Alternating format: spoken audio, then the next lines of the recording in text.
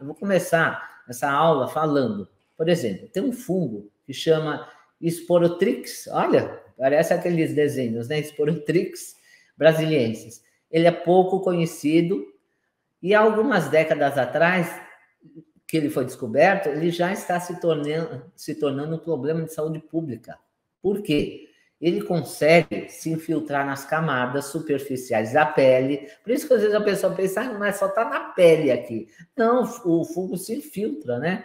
E coloniza o tecido subcutâneo, podendo também invadir o sistema linfático e afetar os olhos, nariz e pulmão. Então, quem tem fungo na pele, na unha do pé, de repente o fungo já está lá no seu pulmão. Por exemplo, esse que eu estou falando, tá? O Sporotrix, é uma espécie de fungo que é conhecida por sua alta virulência e pela capacidade de causar quadros infecciosos graves. Então, o que está acontecendo? As pessoas estão tomando muito remédio para fungo e estão criando resistência. Nós, lá no protocolo IDF, eu e a doutora Elisângela, não tratamos nada com remédio. Não entra nada que seja químico lá. Tudo é natural. E essa resistência a remédios está se tornando cada vez mais comum em outras espécies de fungos. Não só esse Sporomyx. Tem várias, né?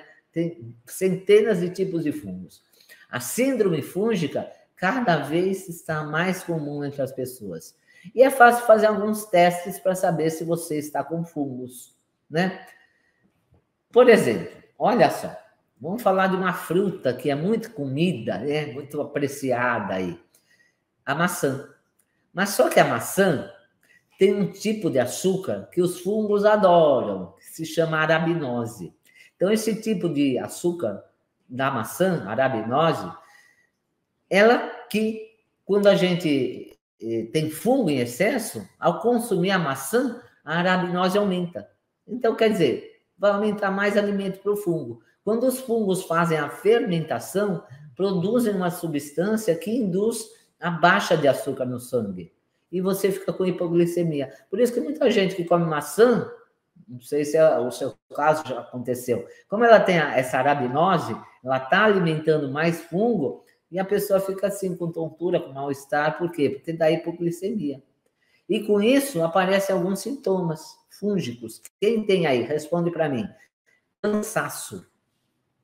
Quem tem cansaço constante? Fadiga constante. Quem tem fome? Fome constante. Toda hora está com fome. Bom, isso eu acho que muita gente, né? Quem tem irritabilidade, toda hora está irritada. Se cai um grão, né, um palito de fósforo no chão, a pessoa já se irrita, né? E vi você passar aí, Margarete Freitas. Você é inesquecível lá do TIF, né? Então, irritabilidade, alteração de humor. Responde para mim. Ó, a Elisandra já está falando que tem muita fome. Ó, a Elisandra, a Reni, a Liliane. Eu tenho que comer. Eu tenho que comer. Ó, e o Adilson também. E muita gente já falando que tem cansaço. Muita gente falando que tem irritabilidade. Alteração de humor. Uma hora está alegre, outra hora está triste. Outra hora está calmo, outra hora está irritado. Vontade de doces e carboidratos, né? Por quê? Porque o fungo adora doce e carboidrato. Então, você sente a vontade de comer do que o fungo se alimenta. E tem gente que já... Os comentários passam muito rápido, não consigo nem ler. Mas eu vi aí que tem gente que tem todos. Então, já é sinal que você está com fungo aí, não é só na unha do pé. Ó, Rosilene falando, tenho fungo no dedão do pé, não é só lá, sinto em dizer. Não adianta passar antifúngico lá, né? E aí, com todos esses sintomas, com tudo isso que eu falei, com alimentos que fermentam, né? Quando os fungos fazem a fermentação, produz uma substância que faz cair a glicose, né? Muito rapidamente, começa a aparecer todos esses sintomas, e aí começa a aparecer uma coisa que a mulherada tem muito, candidíase de repetição. Então, mas eu passo metronidazol, nistatina, eu uso tudo. Sara, mas depois volta, não sei por quê.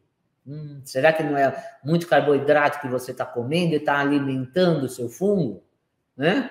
e está mudando o pH da sua vagina, e o fungo, né? O que é candidíase?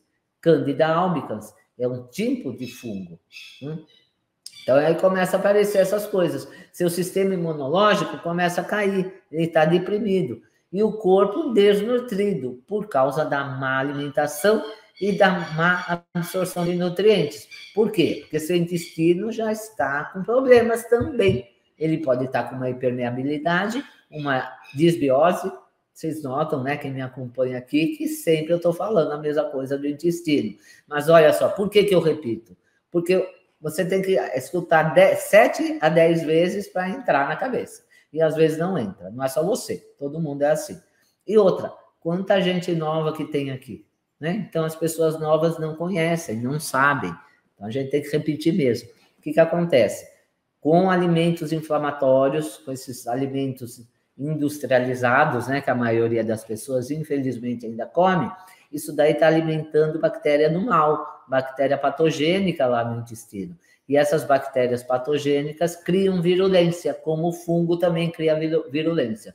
Se você tem mais bactéria ruim do que boa, as boas não conseguem fazer o seu trabalho. E um dos trabalhos principais das bactérias boas é fabricar neurotransmissores do bem-estar, por isso que tanta gente em depressão, e também a nossa imunidade. A nossa imunidade é de 80% a 90% fabricada, né, produzida lá no intestino. Mas se você começa a ter uma disbiose, um desequilíbrio entre bactérias boas e ruins, tudo começa a cair, né? O seu humor cai, a sua imunidade cai, a sua energia cai. E por que deu a disbiose? Porque sua parede intestinal também está danificada. Porque nossa parede intestinal funciona como um filtro. É uma barreira, exatamente assim, né? Então, só é para entrar nutrientes aqui, para cair na corrente sanguínea. Entra nutriente, ela é fechada, ela é permeável. Ela só permite entrar nutrientes. O que não presta, fica fora. A toxina fica fora para ser eliminada. Mas o que acontece quando você perde as tight junctions? Essas tight junctions são umas presilhas que unem uma célula à outra. E a célula do intestino se chama enterócito. Então, essa célula, uma é presa à outra.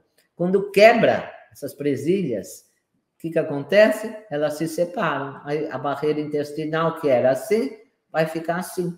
E com isso, começa a cair toxinas. Quais são essas toxinas que caem na corrente sanguínea? Pode ser um vírus, pode ser uma bactéria, pode ser um verme, pode ser uma proteína que você não digeriu direito porque você tem pouca acidez no seu estômago. Então, esses alimentos transgênicos, o glúten, que tem uma proteína que chama gliadina, ela vai interferir na zonulina e na ocludina, que são outras proteínas que era para deixar a parede intestinal fechada. E elas começam a fazer a abertura da parede intestinal por causa do glúten. E não só o glúten, alimentos inflamatórios, como o leite e seus derivados, e os alimentos transgênicos. Enfim, quando é pouquinha toxina que cai na corrente sanguínea, você tendo um sistema imunológico eficiente, você vai dar conta. Mas e se é um monte lá que cai a todo momento, porque você tem maus hábitos de vida?